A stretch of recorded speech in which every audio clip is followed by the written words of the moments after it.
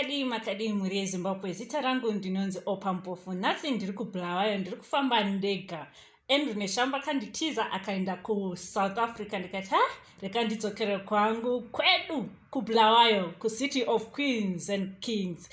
Tinokugamuchirai kuchirongwa chedu che Another Level. Nhasi ndinenge ndichikurukura na Madlela Skhobokhobo, one of our best Zimbabwean musicians. Like always, don't forget to subscribe to Drewmas Media. Drewmas Media, taking you to another. Hey, ngiyathemba labonke ngilobani. Ngilomadlela uSkhobokhobo. Ngamnanku samamu. Yeah.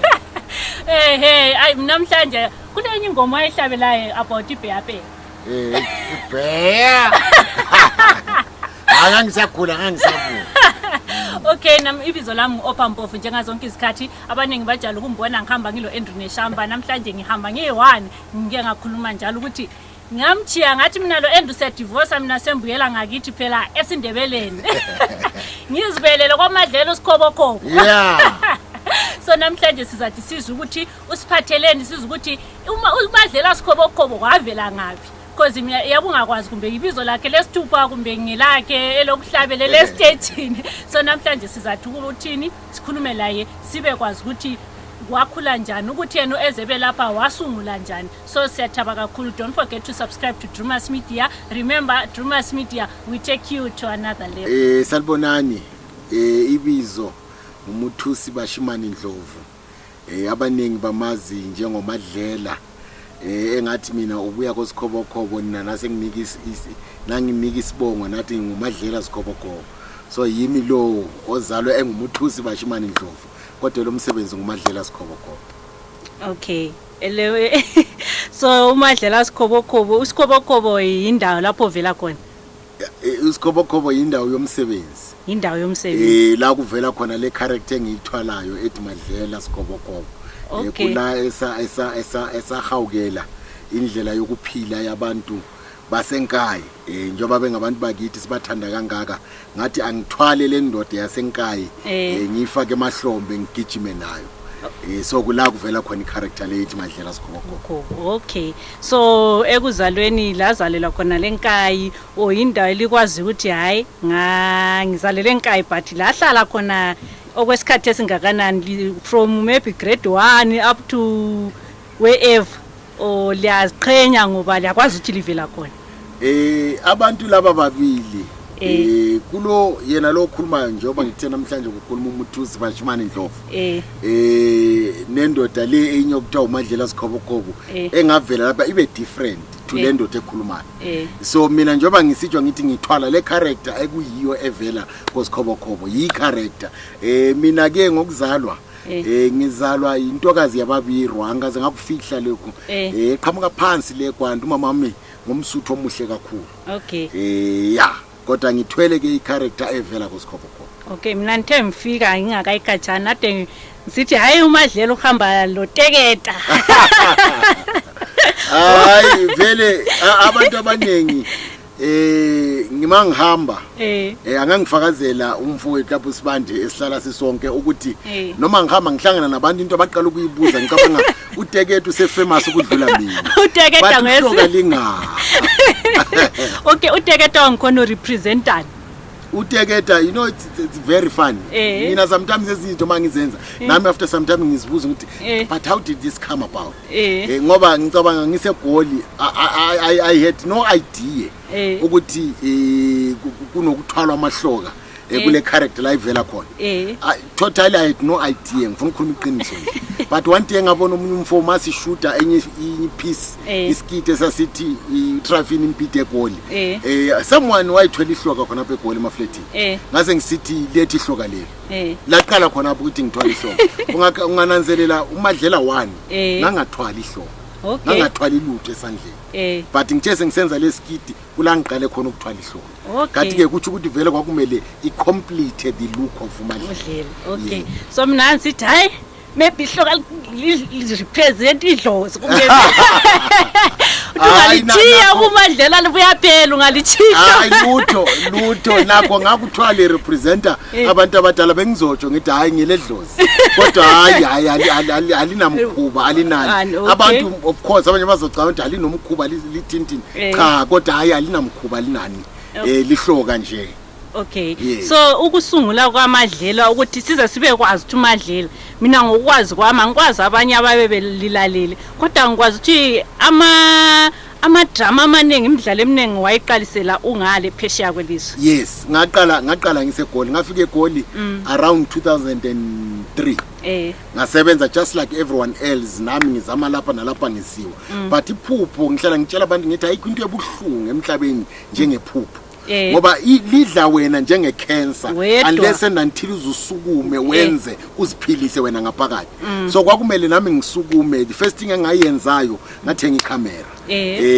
iCamera leyo yasebenzela kakhulu iyashoot into eziningi zikaMadlela. From there uNkulunkulu waqala ukusivulela izinto ukusibonisa saqala sashoot uMadlela 1 2 3 sisaseGoli sashoot even uMadlela series wabuya wadlala emsakazweni yalapha kula kwaqala khona ke ukuthi hayi direction yabonakala. I-direction thina saqala i-background iseku acting kuma film saqala ku acting and then because mina am a composer umuntu vele wayevele nesipho sokucomposer sokubhala izingoma aye to diversify to broaden imarket abanye abantu babangawazi ama film kodwa umculo wagijima wayakibo masini. Okay, so lina kakhulu lilahle lathi hayi lina lifuna ukwenza i-comedy or liyakwanisa ukuthi liyenze okunye ongaso comedy. Mina ngihlala ngitshela abantu ngithi I'm not a comedian. I'm not a comedian. I might be a comic actor. Okay. Basing on i-character ngiphiweyo ngaleso sikhathi. But ngingayenza i-360-10 just like that. Umdingo umusweni uMadlela ukuthi kathi uMadlela unga kunezinto angafakaza umfana uMsibanda uhlezi la ukuthi zikhona ezinye ama characters engeke ngawadlala uyadinga uMadlela umswelo ungeke uzumthole nakuphi. So ngithi ukuthi mina am an actor, any character ngiyakwazi ukuyithwala. You are not based on. No, yiko ngithi you know ama comedians I should think ukuthi ngabantu abafana nabo Clive Chigubu ababongile Sikhonjwa abantu those stand up comedians maybe nabo Nceko. You understand? Mina I'm more of an actor. Okay. Yiko ngingathanda ukwenza stand up comedy. Ngingayenza out of practice but akusinto yami akusinto ephiwa. Kodwa ngapractice ngikwenze. Okay. So hayi liyazwela abalaleli liyazwela ukuthi ngiyakwazi ukuthi ayisimi ngiyedwa kangani sithi hayi phela uMadlela ayivele icomedian. Okay, so uyakwazi ukuthi ifani thing ukuthi ngingatshona nawe ilanga lonke ngikhuluma izinto ungahleki. Mhlawumbe comedian kulama sikhamba ngusibanda ngoba ngihlala ukukhuluma izinto esihleki. Maybe is more of a comedian than me. Ngoba uyakwazi ukukhuluma izinto sikhamba ngihleki. But mina ngakhuluma izinto ilanga lonke ahambe eduphula umlomo athi nomdelo uyabhola. But when esikumele ngiact I slip into character ngiyenze lokho kumele ngikwenze. Like uJoe Mafela uStumo. uStumo was not a comedian, was an actor. Ngaba comic actor angatshintsha abe yilokho. I think I'm more of ngifana lo Stumo uJoe Mafela, the late Joe Mafela. Okay, so ekukhuleni kwa Skhobokhobo engakabi nguSkhobokhobo. Ngoba nguphi umuntu ayemkhangelela ukuthi yazini nxa wawumbona sozibona unguwe so uzibona enguye uSkhobokhobo but uSkhobokhobo engakabi khona uthi hayi phela. Uyazi you'll be very surprised ukuthi mina was never inspired by abantu abesenze art. Mina the person wangi-inspireyo kakhulu I've got 4 people abangi-inspire. Owakuqala indoda okuthiwa uPeter Ndlovu webhora ngangikhula ngidlala ibhora but wangangi-inspire ukuthi is a good soccer player. Wangi-inspire i-determination yakhe ne-excellence into abeyenze eground umuntu uyenza njani into leyo not ukuthi he was a style no but konkwani determination yakhe ne-excellence yeyi ngangimthanda kakhulu yamuntu namhlanje ngisamthanda uPeter angabuya lapho ngabona ngitatazela ngoba ngimthanda kakhulu. Uthe bani yes ngakhula no Joe Mafela naye.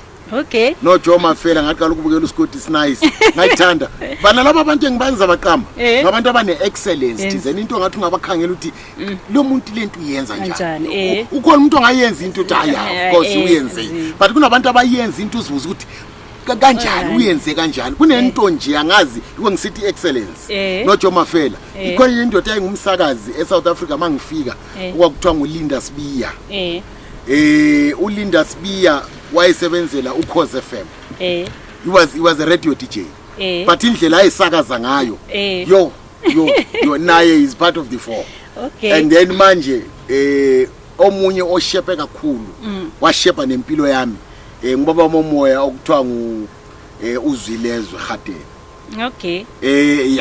uyabona ke lapha hayi nami ngatsho ngithi impilo yami yashepwa nguye kakhulu through imfundiso zakhe into eziningi i-direction namhlanje i-direction anginika yona hayi vele bengeke ngize ngifike la ngikhona if angazange angihola angishepe so yena ngwawumbona from afar no ngahle waba ubaba wami umoya wangihola spiritual okay hayi ngiyabonga so ngihle ngagijima ngabuza kune ngakhohle ukubuza ukuthi uSkhobokhobo ngowesingake emulini ngokuqala ngi-last born ekhaya ngi-last born siba ngu-5 abafana ababili umfowethu sebutswana kuthiwa nguGift ungangezwe then namantombazana amathathu unfortunately ababili sebadlule emhlabeni so sesasala siba thathu so ngiqhubeka ngisiyaphambili yebo kule enye newspaper engake ngayibona headline sithi hayi phela uBadlela sengumalayisha omkhulu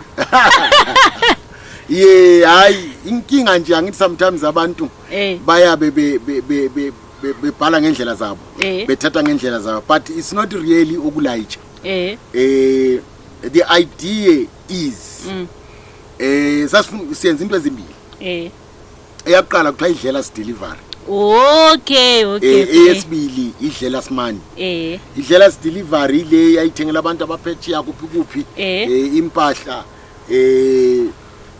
sibathengele neSouth Africa umuntu athi angise UK ngifuna ibuilding material ngicela ningithengele sibathengele eSouth Africa sizoba deliverele ekhaya idlela simani labafuna ukuthumela imali bafaka imali sidlulise kunala kodwa ke engicabanga ukuthi especially idlela delivery sisasebenza ngayo sifuna ukuyidiversify ngoba angithi we want to mawuqala ibusiness ufuna i-strategy esebenzayo so nayo sisayifine tune maduzane nje siyobe sisenza ama announcements sesifine tunile sibona ukuthi what's working better hayi ukuthi thina bamaphephandaba sahle sathi hayi ngumalayisha ukuthi mhlawumbe iphepha ligijime kakhulu and then ngamangala ongezwa ngisithaba ukuthi sesila umunye osuka kithi phela ngapha ongena ku Netflix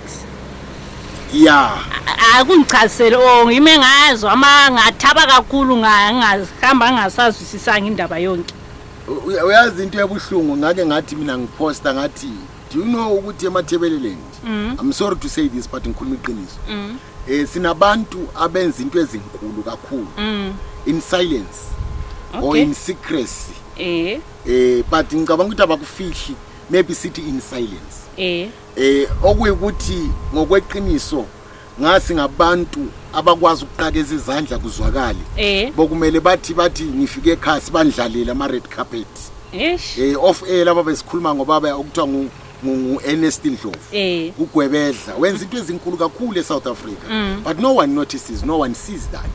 I'm sure I'm sorry to say bantu bakithi lokho but ngifuna ukukhuluma iqiniso I saw how uMadam Boss was appreciated mayifike eHarare babemile eHarare bethela amaplakati evele Nigeria to say you are raising us up so thina sizoku-appreciate bamlinde airport. Can you imagine? Bamlinde airport. So in lapha in ngamafitshana uthi asisupportani. Angazi.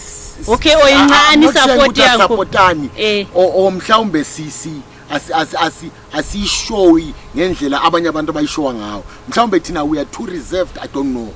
Angazi ukuthi sinjani thina. Baningi abantu engifisa ukuthi bathi befika esizweni siphakame sithi liqhawe lo muntu kade esimele.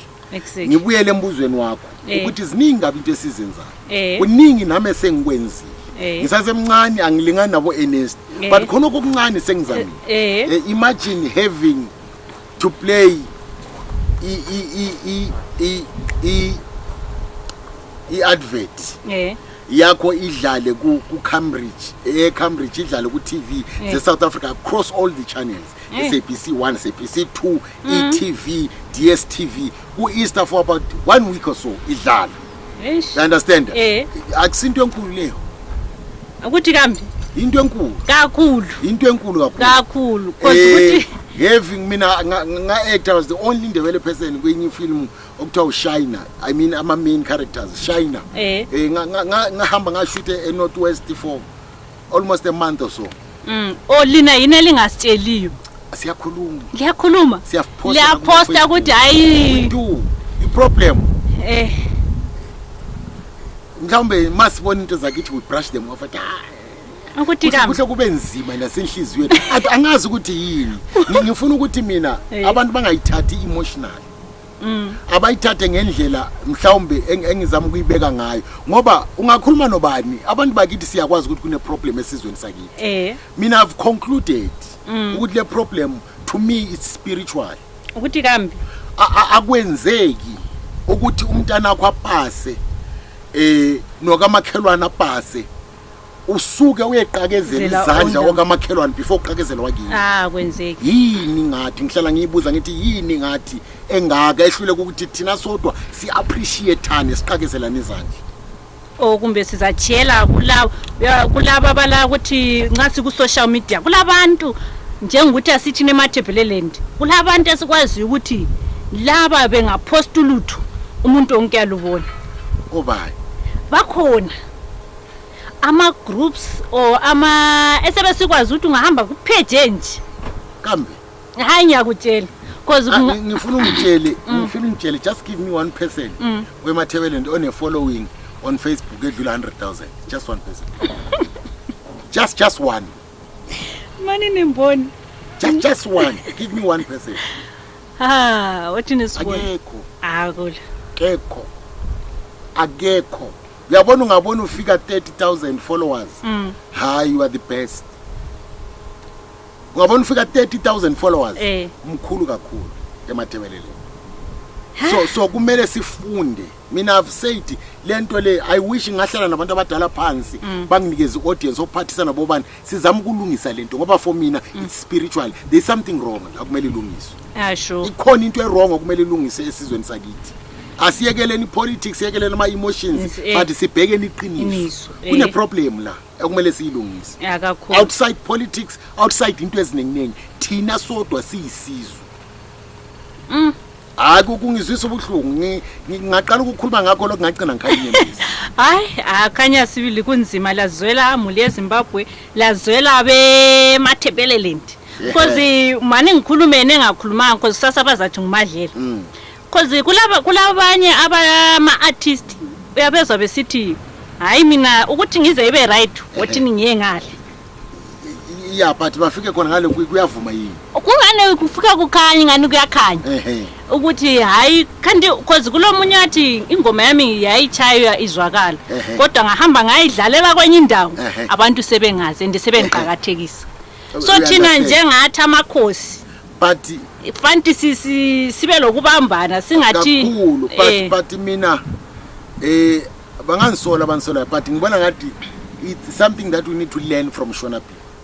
Yabona abantu besishoneni mina ngangibona ngisegoli ngizakutshela iqiniso ngangibona ngisegoli makubuya indoda okuthiwa uMacheso ezodlala igatari awuza kwethuka uthi kumbe kubuye omunye umuntu imoto zibhakile zize ziyechayana. I saw mina the day kubuya ubaba Albert Nyathi secondly umdala wami uJays Marabini ngaphosa ngakhala inyembezi I was there ngazibuza ngathi yini ngathi engaka yini ngathi there were less than 50 people umdala uNyathi less than 50 people but kuMacheso uyathola kunyatheleni kunzima kungayenzi hayi angazi angikhali angisoli mina abantu support abantu ngiyavuma but angisakhangeleli mina sengikhangelela isizwe ezo. We must be able to create stars and role models not only kubantu abaculayo aba-actors stars in every society ku-politics eBhoren banga uwazi bani weBhora manje odlalayo we-Highlanders banga kuma-player Highland wazi hayi khona phaseni mfake koneni wena sibantu bazibana amabhora abadlalayo ngazi umtizo kodwa ngasadlala anti yamusa mhlawumbe ngoba nakhula nonke umtizo but manje abaziwa abafana labo but benza into ezinkulu uPrince Dube manje wenza into ezinzima eTanzania hey who sees that, who cares? Who talks about it? Who talks about him? Mbaloza mphakamisa athi Prince phela umntwana mangapase siyathatha iprize kumele kube nesalukazi esigijima isilulu nangu umntwana phakamisele phezulu umntwana adlaliswe we understand na aziza ukuthi kusasa next year uza kwenza even better but ma uPrince singakwazi kumphakamisa ngasoze bona ukuthi ukuqathe kokungakanani khona yikho kumbe siphuma singaphenduki yikho vele ngikutsho but kumele singakwenzi ukuthi siphume singaphenduki kumele silungise ukuthi kanti problem inga manje ukuthi bisebadaleni bethu bahamba nayo basesenayo belaba khona ngangale kwethuna kumele kulungiswe siyisizwe hayi qiniso kumele kulungiswe hayi asike nisenatha amanzi because indaba le inkulu kakhulu so soon after the break siya continue lo madlela Skhobokhobo Drewmas media. Hey, bakithi bani ke nalo sekufonela abantu. Hayi, abantwana laba. Yebo boy kunjani? Ngubani ngumakande nje? Hayi mani ungabomphambanisa lapha manje. Uthi kutheni? Angithi lamhla ngohlelo lomuntu ukhona ukumangalisa lapha kulabantwana be Drewmas media. Abe Drewmas manje. Kathi la usezwe ndebeni wena mntwana. Baza be-interviewa namuhla manje. Ngithi lambaza mfaka kuma cameras lewo.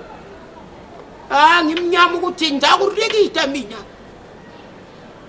Ngoba ufuna ukungibhuluzela lapha. Angithi bayasikhipha lani phela lenze zadithumeza lina singe link yakhona. Nangafunda phela fana wamahiya. Uyabhala Drewmas media. Usavela ngithi bazobona khona okusabe sikwenza. Manje ngaqeda ke sethi subscribe. Kathi lokhu subscribe ukwazi kathi afunda ngaphi nabatwana. Damn it man. Angishwa. Ngiyabonga mntwana namhlanje bengidlala umntwana uOpha. Ithi uOpha manje akamba ngaba mazi wena. Lamakhiwa namhlafana wami. Mntwana lo. Kulungileke boy. Namhlanje umuntu uzakakhwabitha bathi abaDrewmas wonala. Ibe ngiyayiswa la ngapho mina leli. Ingakhohle ukusubscribe phela. Drewmas media can take you higher. Bakithi. Yasikhiwa bathi kimsiyavuka phela lapha. Basibona ingapho. Bakithi. Yeah, sasiphendukile njalo yakwazi ukuthi ade selimelele ukuthi continue qhubekele phambili umadlela yamna nkusamamo sesingena kuyo le ndaba kokuhambe njani sona nkusamamo hey ingoma leyi it messed up my life messed up my life ngoba mina ngumuntu wamafilimu and I had no desire to sing. I want to be very honest. My desire as a songwriter or as a composer was to write songs for other people, other artists. Mina ngangifuna nje ukuthi ngibe behind the scenes and continue doing amafilm ami. Kanti ke uNkulunkulu lendlela zakhe. If you une message when the only better prepared person to carry that message it's you. You can't shift iphupho lakho to someone else. Ngeke alithwale njengawe. So mina ngangifuna ukushifta. I wrote songs for other people eGoli kwafadalala kwangayindawo ingoma zami zabola zafa ingoma zazimnandi kakhulu. So I then decided ukuthi yazi ithi ngenza ialbum engizoyisebenzisa njengama soundtracks to lezi zinto engizenza amafilm ami. Ngarecorda 10 tracks. In those 10 tracks it was different genres. Okay. But there was only one rumba song engayenzayo ethi ngamnanka. Ingoma leyi yamessa up impilo yami. Ukuthi kambi ngithe sengikhipha iCD abantu they chose only that one song. Ezinye abazazi ngithe nabantu engiphila nabo jazi laba osibandi abazazi bazazela ngamnanka usamamo. Bayithatha abantu bayagijima all over. Yahle aba hit song. Yeah, and then it forced me ukuthi nami ngigcine ngibuyile eZimbabwe ngoba umunye umuntu wathi hey you losing on income. Gijima ubuye eZimbabwe, set up a band, usebenze. And that's what I did. Ngabuya nga set up a band, ngahle ngahlala. And I don't regret. Okay, so kwakuhambe njani ingoma, my lyrics and everything, the storyline is on point. Uyakwazi ukuthi umthabisi ongidlalela amakataro umoya. Wayedlalela umdala wami uJames Marabini. So nguye wayedlala ama-guitars la bezingoma. Wasesithi it is China yerumbe one. Yena wavelwa ngumuntu werumbe. Wasechaya instrumental. Okay. Wabuya ngilalelisa. Ngithe ngilalela akwa-flow nje kwazibuyela. I did not sit ngaplan ukuthi ngiza kwazibuyela isigubhu so kwazibuyela. Hayi, it was one of the best. I think iyayenza sibilisa bakwazi uMadlela ngeqiniso. Kakhulu yikho ngithi mina if uNkulunkulu eze purpose ngawe ukunikeza ne message ne direction. Exactly. So that some more message kwakumele kube yinto vele ngoba I'm a storyteller. So even mangihlabela kumele I'm sure that side ye storytelling. Wanginikeza i-message kasama ngokumele ngigijime naye ukubona istory sakhona singapheli. Each and every year I try to come up with something else in relation to some. Yeah. Okay. Ngithi ngikumbuka uMadlela wayebhale kwazi ukuthi kumbe lisasebancane kulo lutho into yabuye studio. Surprisingly kunengoma engayenzayo ethi uNathaniel wayengumngani wami. Izolo ngithe ngisephumula la. I met up a man wathi kimi wena mfana into lezi uzithatha ngaphi? Sure. Do you know ukuthi enkayi kwenye indawo kwakunomunye umuntu okuthiwa uNathaniel yena lo engumuntu omoya engumfundisi. Mina ngingakwazi ukuthi kunomuntu okuthiwa uNathaniel kwazibuyela nje. Kodwa ngacula ngomuntu oyekhona ephile engumfundisi enesipho sokuprofeta abantu. I was shocked. Igama lakhe linguNathaniel. I was shocked ukuthi kanjani. Okay, singakayipha phambili mani ngeke ngiplayele uSamamo ngeke lidlale. Sike sikhumbuzane emuva uMadlela esaqala. Wayesaqalile but yikho abantu abaningi sabakwazi khona ukuthi hayi kulo Madlela uSkhobokhobo. Yeah, selizibonele uMadlela uSkhobokhobo. Eyishaya into yakhe eyenza kwaziyo nxa sehlezi phambi kwecamera. Khonapha yimina bese nithule so ngani u-interviewer mina. So ekhuluma. Ngiyakhuluma kakhulu.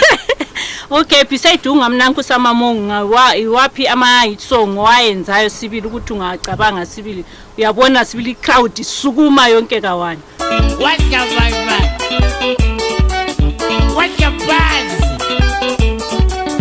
Namnangi samamu, nambe samamu, namnangi samamu, nambe samamu.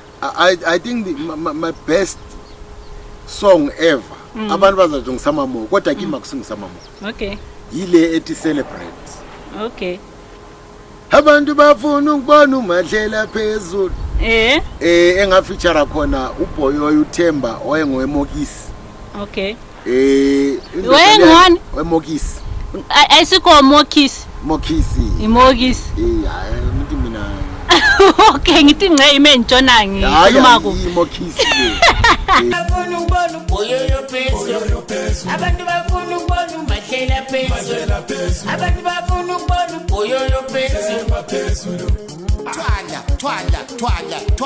Okay. So undoda lo umanager wakuDave wayetheka image ndoda uThemba isimo sakhe siko right. Akuzama ukuthi usekhaya manje uzihlalele ekhaya. Akukho nje ongakwenza. Kwase kufike le ngoma ethi celebrate. Ngathi ayasimlanda umdala simfake e-studio. Samlanda samfake e-studio trying ukuthi si revive. Ndiyakwazame. So ingoma very special to me, very dear to me. To celebrate. Okay. Ayarendebula. Iyabulala. Angwazi ngeke siqede but ngiyakwazi ukuthi besides labo akhulu fisa kuba yibo abakhona khathesi ongathi bangahlabela lapha uyadayi phela laba bayashaya into yabo. Ukuthi mina ngakhula ngasi umuntu werumba. Ngangumuntu ngihlala ngisithi ngangihlala ngivukele oPeter Tinet. Ne music yami yetheater. Okay. So that's my background. Okay. But now ngoba usamamo ngayenza usamamo wangiphushela kwi direction ye rumba. Kunabantu engibahlonipha erumbeni. Umathini wendolwane I respect him so much. Umagwaza ngiyamhlonipha. Baningi abafowethu. Kunabafana abazayo manje omcebisi, ensimbizo ejwana omxolisi. Obhoyoyo nabo I respect them kakhulu. But ke kwamanye ama genres lawa ngithanda unkwali. Okay. No sisi okuthiwa unkwali angahlabela lapha. Oh yeah. Ngibone futhi omunye uKwabarati. Okay, Kwabarati into yakhe uyayenza ngiyayithanda umculo wakhe umculo womoya. Ukhuluma nami, ukhuluma nesoul yami. Okay. Uyangithinta kakhulu. Aba banengani. I try and ngoba sakhula sifeed into ze South Africa. Not ukuthi ngine problem na South Africa. No, I totally don't have a problem. But ngifuna ukusupport abakithi. Inhliziyo yami yonke la ngikwazi ukuthi ngiphakamise khona ngiphakamise ukubona manje ngizama ukugroma young people kunentokazi engibhizi ngayo kuthiwa nguBlue Rose. Kumele ikhiphe namaduzana ukhona umfana okuthiwa uBasuthu. Ikhona insizwa esebenza sonke kuthiwa uBajila is very good. Engicela ukuthi uzorelease nje maduzane. So sizama ukuthi siphakamise leli talent lakithi siliphakamisele phezulu kakhulu. Kuyabongeka kakhulu kuyabongeka.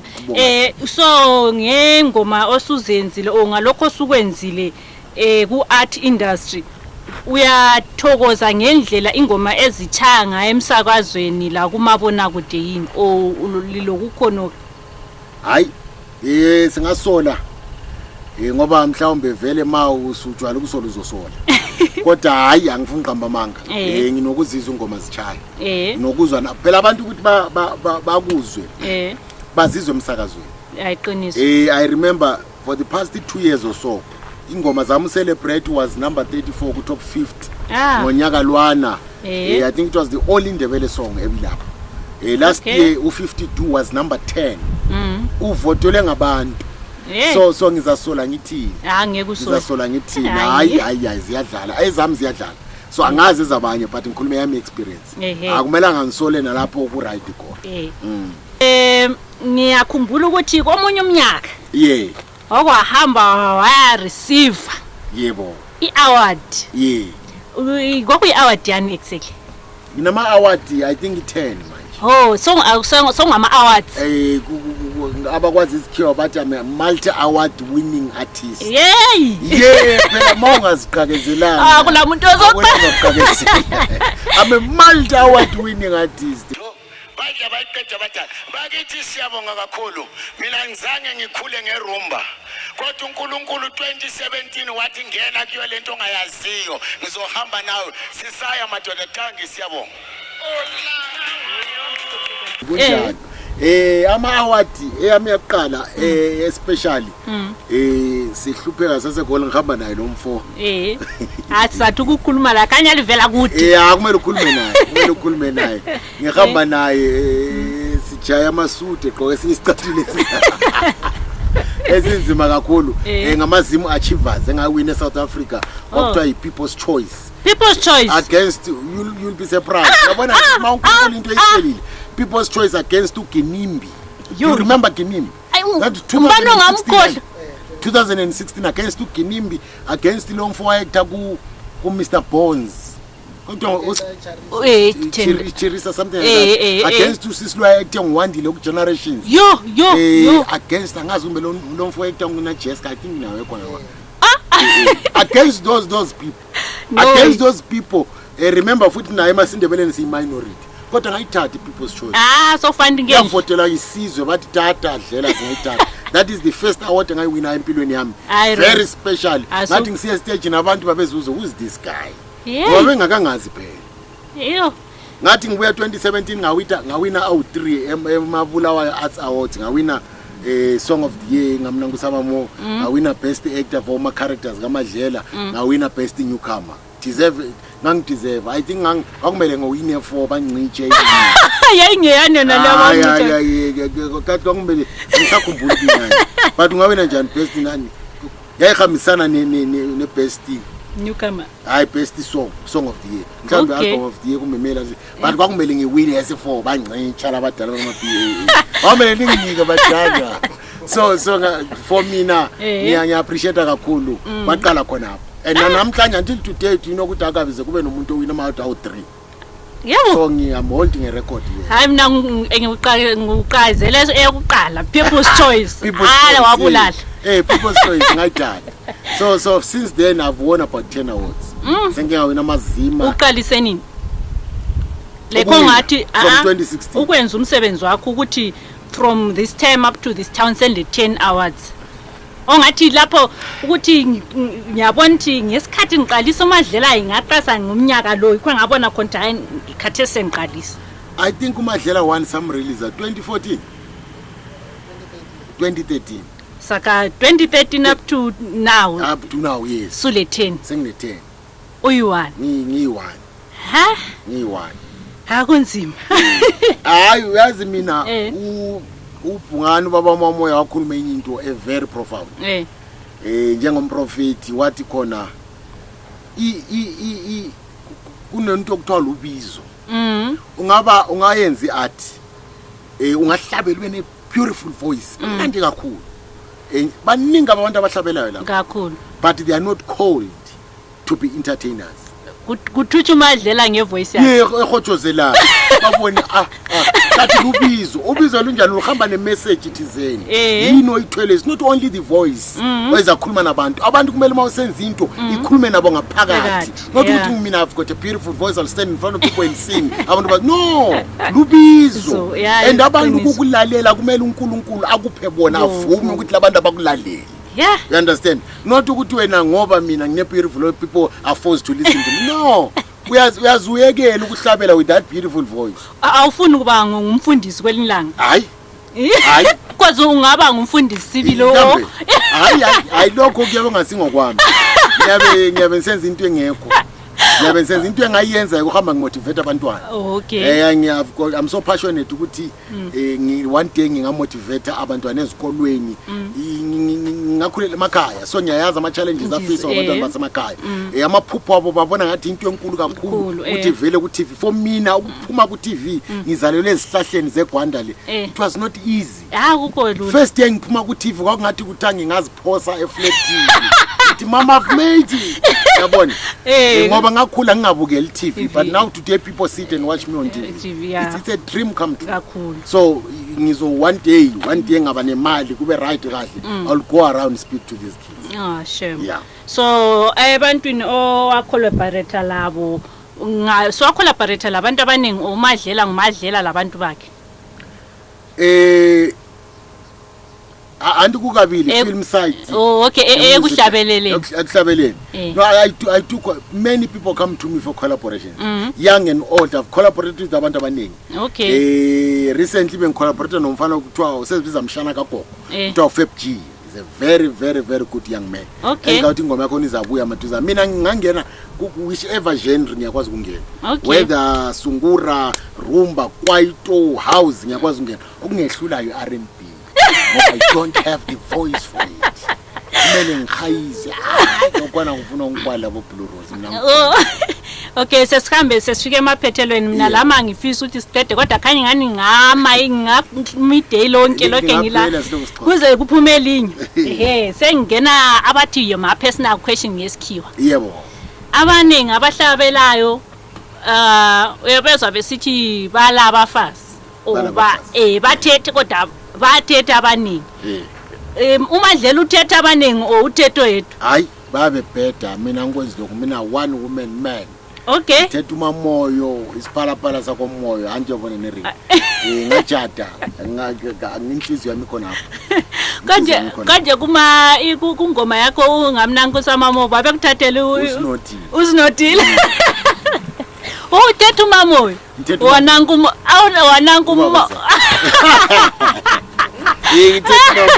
Fanti sike sikhulume lo mama ukuthi sekukhamba njani baba sehlale baleni and then abantwana bane bangu4 bangu4 ukhona ngamthola ngisasemncane hasi sakhula noma moyo sagijima kuthiwa ufana unaso 18 years. Okay. Ulandelwa ngokuncane kuthiwa umfana kuthiwa uyithabela. Nayo sengene emculweni kunengoma esiyenzile naye recently kuthiwa uBasuthu. Sesimnika igama elithi uBasuthu elomculo. Uyahlabela ke akafani nami. Owesibili kuthiwa ubuntle bamurena. Intombazana. Owesithathu simbiza Gweji nickname kodwa igama lakhe uNaliruna Meluleki. Okay. Then the last born intombazana kuthiwa uHanya noMandla. Okay. Bangu4. uNdlovini uyabenyathi. So ngake sibuza ukuthi uyabenyathi kudinga neNdlovini. Khonapho manje nami ngikwazi. Into andisafika zakudopha eSouth Africa lapha singogegana siyadopha phela. Okay ngizathi sibuye sivalelise mana ngihle ukuthi uvalelise abantu uvalelise abalaleli bethu ukuthi xa befuna ukuthi bekulandele kuma social media bengakuthola ngapi into ezinjalo nje. Alright mina ngikhona kiyo wonke ama social media platforms evaliweyo manje ngazi ukuthi ngareportwa ngubani umuntu onomona ku Twitter wangireporta bangisuspend account yami for about 6 months now. Account yami isavaliwe. Please okwazi ukungisiza ukuthi ngayivula njani ivulwe. Ku Instagram ngikhona @Madlela Skhobokhobo, Facebook Madlela Skhobokhobo series, kukuphi okunye? YouTube Madlela Skhobokhobo TV.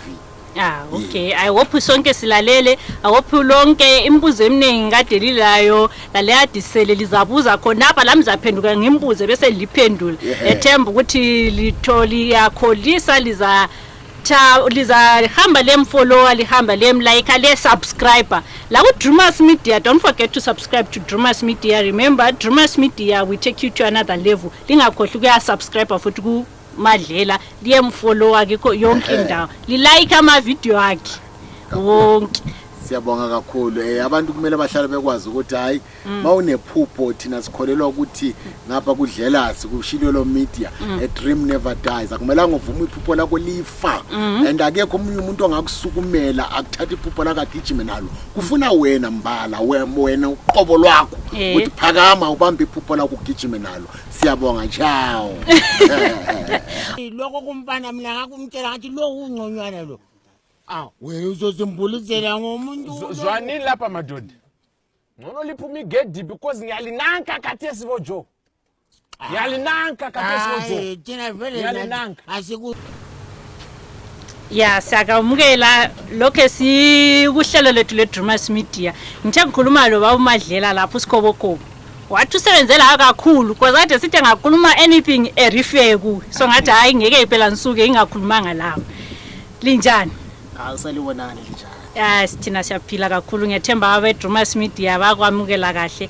Lingathi kusitshela ukuthi lingubani lisebenze njani lo Madlela kumbe la suka lafunda lonke o la tholana khona apha koNtuthu.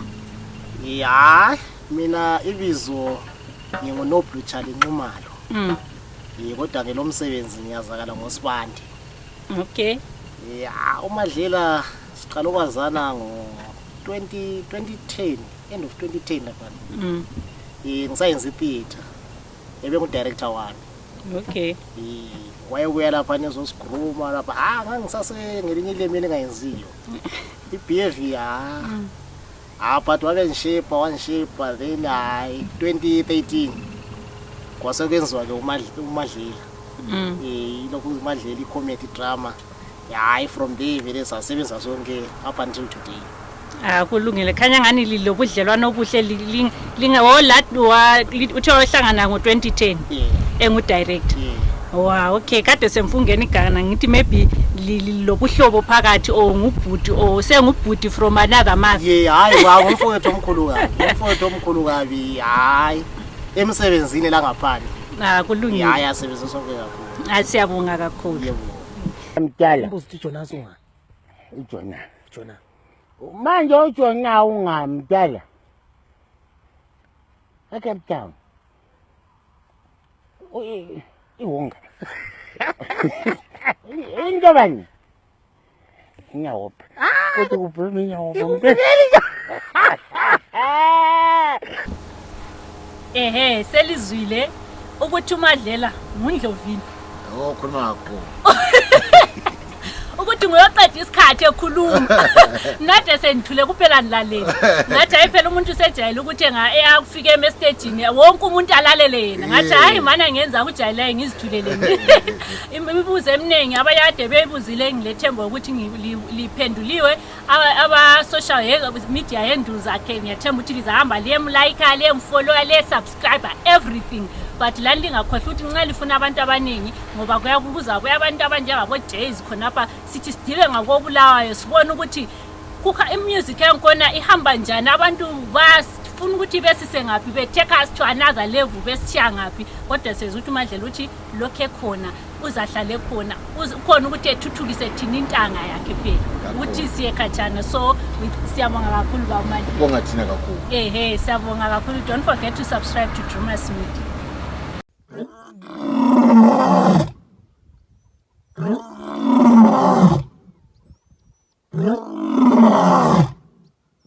Oh